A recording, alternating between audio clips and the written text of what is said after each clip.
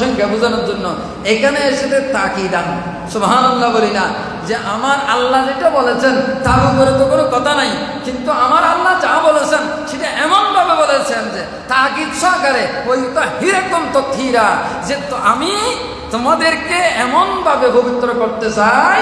আলহামদুলিল্লাহ যত ধরনের নেফাকত আছে, শিরিক আছে, বেদাত আছে, আলুদকি আছে, জাহিরি বাতিনি সব কিছু থেকে আহলে বাইত রাসূল এদেরকে আমার আল্লাহ পবিত্র করেছেন। জোরে বলুন না সুবহানাল্লাহ। তাহলে আমরা এখান থেকে একটা মূলনীতি পেয়ে গেলাম। আজকে যাদের কথা আমরা আলোচনা করতেছি তারা কারা? যাদের কথা আরশওয়ালা খোদা লা ইলাহা ইল্লাল্লাহ ইয়া আল্লাহ পাক রব্বুল আলামিন নিজেই কোরআনে পাকের মধ্যে যার আলোচনা করেছেন সুবহানাল্লাহ। ইয়া হাজিরিন, এখন আছেন তাদের সম্পর্কে আমার নবী রাহমাতুল আলামিন কি আলোচনা করেছেন, আমার নবীর সাথে তার কি সম্পর্ক। সংক্ষেপ করে কথা বলার চেষ্টা করব, যেহেতু সময়ের প্রতি লক্ষ্য রাখতে হবে। গভীর মনোযোগ আকর্ষণ করতেছি, সবাই আমার দিকে খেয়াল করুন। আমার নবী কি করতেছেন?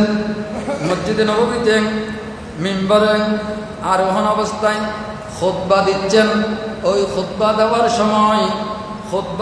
সময় এই হাসান রাদিয়াল্লাহু তাআলা আনহু আর হুসাইন রাদিয়াল্লাহু তাআলা আনহুমা হাসনানিল করিমাইন এই দুজন সুন্দর লাল পোশাক পরে তারা মসজিদে যখন ঢুকেছেন, আমার প্রিয় নবী তখন বক্তব্য দেওয়ার তকরির খুতবার যে একটা ধরন ছিল সেটা পরিবর্তন হয়ে গেছে। আমার নবী একবার কোথায় চাই? একবার মানুষের দিকে চাই, একবার ওই হাসনানিল করিমাইনের দিকে চাই। সুবহানাল্লাহ বলেন। এটা এক রাওয়ায়াত। আমার নবী আর মেম্বারে দাঁড়াতে পারে নাই, ওখান থেকে নেমে হাসনাইনে করিমেন, বিশেষ করে হোসেন রাদিয়াল্লাহু তাআলা আনহুর কথা বেশি আছে, যাদেরকে আমার নবী নিজের কোলের মধ্যে নিয়ে মেম্বারে সরকারের পাশে বসেছেন। জোরে বলুন না সুবহানাল্লাহ। কুল কায়নাতের বাদশা, যিনি না হলে আসমান হতো না, যিনি না হলে জমিন হতো না, আরশ ফরশ লৌহ কলম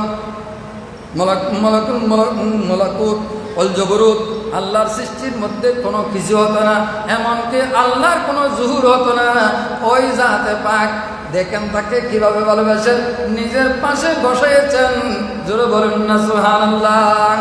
এইভাবে হযরতে সালমান ফারসি রাদিয়াল্লাহু তাআলা থেকে রওয়ায়াত সওয়াইতে মুবারকার মধ্যে এই হাদিস এসেছে। আমার প্রিয় নবী তারা দুইজন সম্পর্কে বলতেছেন, মান আহাব্বাল হাসানা ওয়াল হুসাইনা ওয়া ফি রাওয়ায়াতিন মান আহাব্বাহুমা, যেই ব্যক্তি এই দুজনকে ভালোবাসবে, দুজনকে হাসান রাদিয়াল্লাহু এবং হুসাইন রাদিয়াল্লাহু তাআলা আনহুমা, এদেরকে যে ব্যক্তি ভালোবাসবে, মনোযোগ আছে তো? অসুবিধা হচ্ছে কোনো? একটু মহব্বত দিয়ে দৃশ্য সালাতুন ইয়া রাসূলুল্লাহ আলাইকুম সালামুন ইয়া হাবিবাল্লাহ হর কশকে মুস্তাফা সামানুস বারু বরদর ঘুষায় দামানুস।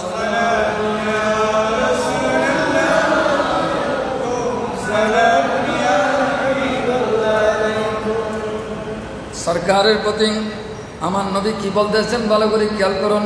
মন আহাব্বাহুমা ফাকাত আহাব্বানি, যে ব্যক্তি তারা দুইজনকে ভালোবাসবেন সে আমাকে ভালোবাসল।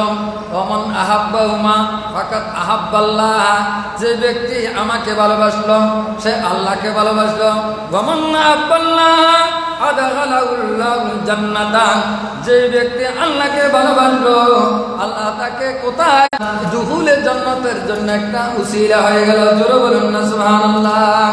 ওমন আবগাজানি ওমন আবগাজাহুমা, যারা আমার আওলাদ এদেরকে যারা বক্জ রাখবে, বিদ্বেষ রাখবে, ঘৃণা রাখবে, ওমান আবগাজাহুমা ফাকাত আবগাজানি, তাহলে জেনে রাখো দুনিয়াবাসী হযরতে হাসনাইনি করিমাইন এদের প্রতি যদি কোনো ব্যক্তির অন্তরে রায় পরিমাণ অনুপরিমাণ যাদের ঘৃণা থাকবে, বিদ্বেষ থাকবে, ওই ব্যক্তির ব্যাপারে আমার প্যারে নবী বলতেছেন মান আবগাযাহুমা ফাকাদ আবগাযানি, সে হুসাইন রাদিয়াল্লাহু তাআলার প্রতি বিদ্বেষ রাখলো না। আজকে ভালো করে হাদিসগুলিকে ওই কারবালার ময়দানের প্রেক্ষাপট, এই ঘটনার প্রবাহ এর সাথে মিলিয়ে দেখেন, ওখানে কিন্তু সব সময় দুইটা ফরিক হয়ে গেল, যে যারা তাদেরকে ভালোবাসবে তারা আমার নবীকে ভালোবাসলো, যারা নবীকে ভালোবাসলো তারা আল্লাহকে ভালোবাসলো, যারা আল্লাহকে ভালোবাসলো তাদের স্থান হলো জান্নাত। জোরে বলুন না আলহামদুলিল্লাহ। আমরা কোন দলে বসি? আমরা ওই দলে। তারপর বিপরীতমুখী দেখুন, যারা ওই তাদেরকে ঘৃণা করবে, অবজ্ঞা করবে, বরং সেই অবজ্ঞাটা তাদের মধ্যে সীমাবদ্ধ থাকবে না। তাদের অবজ্ঞা করা মানে আমাকে অবজ্ঞা করা, আমার প্রতি দুশ্মনী রাখা, আমার প্রতি বুগ্ধ রাখা। আর সেই ব্যক্তি আমি রসুলের প্রতি বুগ্ধ থাকবে, ঘৃণা থাকবে। আচ্ছা, আপনি একটু চিন্তা করে দেখুন, এটা কেমন কথা? মুসলমান আমরা সবাই মুসলমান, ঠিক কিনা? আচ্ছা, দয়া করে একটা কথা বলেন না, আমরা সবাই কি মুসলমান? আচ্ছা, আমাদের মুসলমান কিসের উপর ভিত্তি করে? আমার নবীর উপর ভিত্তি করে, ঠিক কিনা? এই যে মাথার উপর টুপি, না আমার নবীর সদকা, আমার গালের মধ্যে দাঁড়ি, এটা আমার নবীর সদকা। আমি যে নিজেকে মুমিন বলতেছি সেটা হচ্ছে আমার নবীর সদকা। আমি যে নিজে মুসলমান মনে করছি এটা হচ্ছে নবীর সদকা। এখন আমার নবীকে মুহাব্বত করার নামে হলো ঈমান। জোরে বলুন না সুবহানাল্লাহ। এখন বলুন তো, একজন ব্যক্তি এখানে আমি যে এসেছি, বসেছি, কথা বলতেছি, এইটাও হচ্ছে আমার নবীর সদকা। জোরে বলুন না সুবহানাল্লাহ। কোনো ব্যক্তি মসজিদের খতিবে হিসেবে মিম্বরের মধ্যে আরোহণ করার অধিকার পেয়েছে, এটা হচ্ছে নবীর সদকা। জোরে বলুন না সুবহানাল্লাহ। সেই কারণে মসজিদের মিম্বরে দাঁড়ানোর ক্ষমতা ওই ব্যক্তি রাখবে যেই ব্যক্তি আমার আল্লাহর পক্ষের শানের উপর কথা বলবে। ওই ব্যক্তি মসজিদের ইমাম হওয়ার যোগ্যতা রাখবে যে নবীর শানে কথা বলবে, ঠিক না? আর যদি তার বিপরীত বললে তার জন্য ওই মসজিদের মিম্বরে দাঁড়ানোর কোনো অধিকার নাই। এটার উপর মুসলিম উম্মাহ, সত্যিকার অর্থে ইসলামের বুলদারা, আহলে সুন্নাত ওয়াল জামাতের সর্বস্তরের মানুষ এটার মধ্যে একমত। যদি নবীর শানের খেলাফ হয় তাহলে ওই মুহাদ্দিসেরা কোনো মুহাদ্দিসগিরি চলবে না, কোনো মুফতির মুফতিগিরি চলবে না, কোনো খতিবের খতিবগিরি চলবে না। ওই খতিব মসজিদের মিম্বরে দাঁড়ানোর ক্ষমতা রাখে না। আজকে যে অবস্থা শুরু হয়েছে, আমি শুরুতে আপনাদের দৃষ্টি আকর্ষণ করার চেষ্টা করেছিলাম। সৌদায়ে কারবালার আলোচনা এই জন্য করতে হবে যে ওখান থেকে আমাদেরকে একটা সবক নিতে হবে, শিক্ষা নিতে হবে। ইমাম আলী মাকাম রাদিয়াল্লাহু তাআলার শাহাদাতের ভিতর থেকে মুসলিম জাতি যতদিন পর্যন্ত ওখান থেকে সবক হাসিল করবে, এত বাতিলের তুফানের মধ্যেও কিন্তু সে কি হবে না, পদস্খলন হবে না, ধ্বংস হবে না, হালাক হবে না। চিন্তা করে দেখুন, মসজিদের মিম্বরে বসে দাঁড়িয়ে যে ব্যক্তি বলে যে কি অফিসারের কাছে না দিয়ে, যদি অফিসারের কাছে না দিয়ে ফিনের কাছে আবেদন দেয়, দরখাস্ত দেয়, তাহলে এটা কি কবুল হবে? জোরে বলেন না নাউজুবিল্লাহ। আচ্ছা, এমন একটা মেসাল দিল যে অফিসার বলতে কে? সাহেব বলুন তো, অফিসার বলতে শ্রোতারা কাকে বুঝবে? আমার আল্লাহকে বুঝবে না? আর ফিউন বলতে কাকে বুঝবে? আমার নবীকে বুঝবে। এই কথা আর কেউ বুঝুক না বুঝুক, একজন সাধারণ সরকারি ব্যবসায়ী, ফল ব্যবসায়ী, এই সাধারণ ব্যক্তি যার ভিতরে আমার প্যারা নবীর ইশক আছে, হুব্বে মুস্তাফা আছে, ইশকে রাসূল আছে, নবী প্রেম যার অন্তরে আছে, সে কিন্তু এটা বরদাস্ত করতে পারে নাই। এখানে কোনো আইন, কোনো শরীয়ত, কোনো তরিকত, কোনো বিধান কোনো কাজ করে না। নবীর প্রেমের পাওয়ার এমন যে সে ওখানে আর থাকতে পারে না। সে আমি কি মরবো নাকি বাঁচবো? আমাকে কি কেউ কি এখান থেকে মানে কোনো অপমান করবে কিনা, এইদিকে কোনো জ্ঞান নাই, সাথে সাথে সে আক্রমণ করেছে। এটাই হলো সত্যিকার ঈমানের লক্ষণ। জোরে বলুন না সুবহানাল্লাহ। এরকম হাজার হাজার প্রমাণ আছে প্যারা হাজরিন। এই কারণে আমার নবীর ব্যাপারে কোনো ব্যক্তির অন্তরের মধ্যে কোনো বজ্র থাকতে পারবে না, কোনো বিদ্বেষ থাকতে পারবে না। যে ব্যক্তির অন্তরে বিদ্বেষ থাকবে, নবীর প্রতি যদি ঘৃণা থাকে, অবজ্ঞা থাকে, আমি সব যাদের কাছে আমার বক্তব্য দূরে কাছে এখন না হলে পরেও আমি সকলের প্রতি বিনয়ের সাথে আবেদন করব, বর্তমান যুগের মধ্যে কে হক আর কে ঠক, কোনটা হক কোনটা বাতিল, এটা চেনার জন্য আপনি একটা নিয়ম, একটা উসুল, একটা পদ্ধতি খেয়াল করবেন। একটা কথা খেয়াল করবেন, সেটা কি, যে ওই কোনো লেখকের লেখনের মধ্যে আমার নবীর কি শান রক্ষা হচ্ছে, শান কি এটাকে বাড়ানো হচ্ছে, শানের উপর কথা হচ্ছে না তার খেলাফ হচ্ছে, আপনি খেয়াল করবেন। একটা কোনো বক্তা যত বড় হোক না কেন, ওই বক্তার বক্তব্যের মধ্যে আমার নবীর পক্ষে কথা হচ্ছে, শানের রিসালাতের উপর কথা হচ্ছে নাকি তার বিপরীত হচ্ছে, আপনি এটাই খেয়াল করবেন। কোনো বক্তা সেই যত বড় হোক, সেই যত বড় মুহাদ্দিস হোক, আজকে যদি আমরা যেই খতিব, যেই ইমাম মিম্বরে দাঁড়িয়ে আল্লাহর শানে, আমার নবীর শানে এরকম কথা বলেছে, সেই জায়গায় বেল্লাল হলে আমরা ওই বেল্লালকেও ঘৃণা করতাম, ঠিকই না? আর ওই ব্যক্তি যাকে যে মিম্বরে দাঁড়িয়ে সেই যদি বেল্লালের জায়গা হতো, আমরা তাকেও শ্রদ্ধা করতাম। মূল নীতি হলো, যার ভিতরে নবী প্রেম থাকবে, সেই যেই হোক, সেই মুসিওয়ালা হোক, সেই ঝাড়ুদার হোক, দিনমজুর হোক, সেই যেই হোক, তাকে তার সাথে আমাদের কি হবে, আলিঙ্গন হবে, তাতে তার জায়গা হবে আমাদের বুকে, ঠিক না? এই জন্য আমার নবী বলতেছেন, ভালো করে খেয়াল করেন, যে ব্যক্তি আমার আওলাদকে হাসনাইন করিমেন, এদেরকে মৌলা আলী রাদিয়াল্লাহু তাআলা আনহুকে, মা ফাতেমা জাহরা রাদিয়াল্লাহু তাআলা আনহাকে, এদেরকে যাদের বগ্ধ থাকবে, ঘৃণা থাকবে, দুশমনী থাকবে, সেই দুশমনী তাদের মধ্যে সীমাবদ্ধ থাকবে না, সেটা আমাকে ঘৃণা করলো। জোরে বলেন না নাউযুবিল্লাহ। ওমান আবগানি ফাকাদ আবগাযাল্লাহ, যে ব্যক্তি আমার প্রতি বগ্ধ রাখলো, যে ব্যক্তি আমার প্রতি ঘৃণা লাগলো, সে আমার প্রতি ঘৃণা করলো না, সেটা আল্লাহকে ঘৃণা করলো। জোরে বলুন না নাউযুবিল্লাহ। আর আল্লাহর প্রতি যদি কারো যদি ঘৃণা থাকে, বিদ্বেষ থাকে, অবস্থা কি হবে, তার ঠিকানা কোথায়? ওমান আবগাযাল্লাহ আদখালাহুল্লাহুন নারা, তাকে আল্লাহ পাক রব্বুল আলামিন কোথায় প্রবেশ করাবে?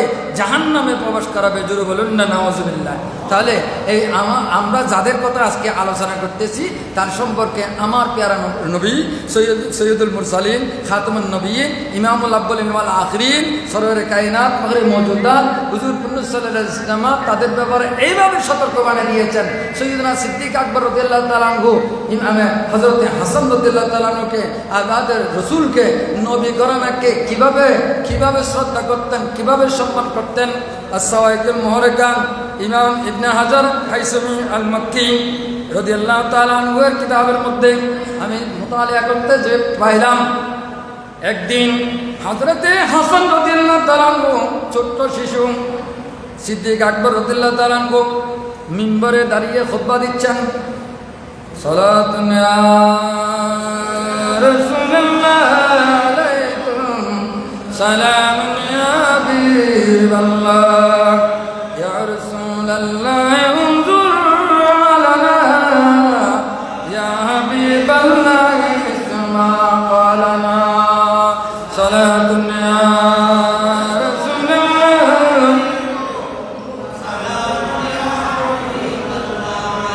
প্যারা হাজরিন, সৈয়দনা সিদ্দিক আকবর রাদিয়াল্লাহু তাআলা আনহু আব্দুল নাস বাদাল আম্বিয়া, এটা হলো ইসলামের বন্ধা আহলে সুন্নাত ওয়াল জামাতের আকীদা।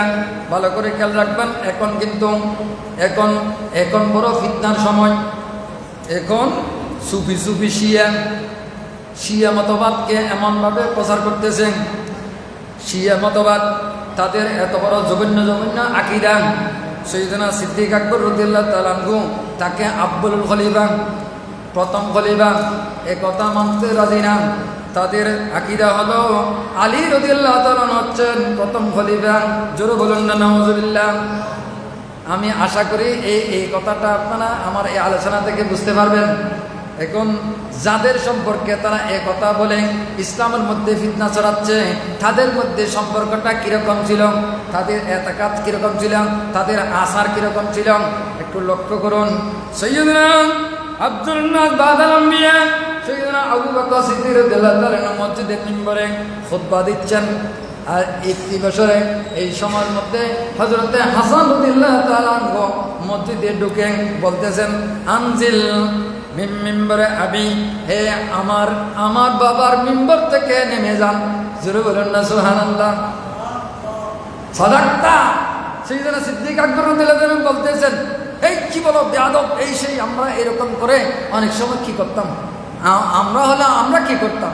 সাইয়েদনা সিদ্দিক আকবর রাদিয়াল্লাহু আনহু ইমাম সাইয়েদনা হাসান রাদিয়াল্লাহু আনহুর প্রতি, আওলাদে রাসূলের প্রতি মহব্বতের আন্দাজা দেখুন, প্রেমের কিরকম ভালোবাসতেন চিন্তা করে দেখুন।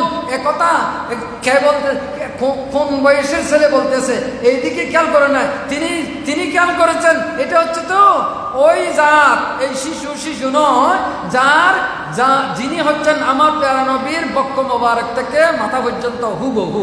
আর আমার নবী যাকে এইভাবে কি মহব্বত করতেন, যাদেরকে জন্নতবাসীদের যুবকদের সর্দার বলেছেন, ওই ধরনের ওই সমস্ত রাওয়ায়াত সরকারের এই বাণীর প্রতি তিনি খেয়াল করে সাথে সাথে নিজেকে কি বলতেছেন, সাদাক্তা, নেমে গিয়েছেন, নামতে বলেছেন, নেমে গিয়েছেন, নেমে গিয়ে তাকে বলতেছেন সাদাক্তা, এটা হচ্ছে তোমার বাবার মিম্বর, তুমি এটা সত্য বলেছ।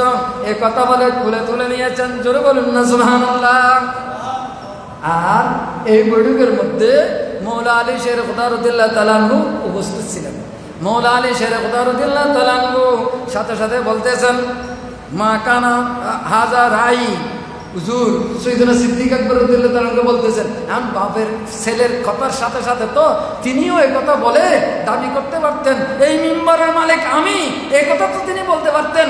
কিন্তু মৌলা আলী শের খুদা রাদিয়াল্লাহু তাআলা আনহু বলতেছেন অত্যন্ত বিনয়ের সাথে, হুজুর এইটা তার এই বক্তব্যের সাথে আমার কোনো কি নাই, রায় নাই, আমার কোনো মত নাই, এটা আমার মত নয়, আমি তাকে এরকম করে কোনো কথা বলার জন্য আমি শিখিয়ে দিই নাই। জোরে বলুন না সুবহানাল্লাহ।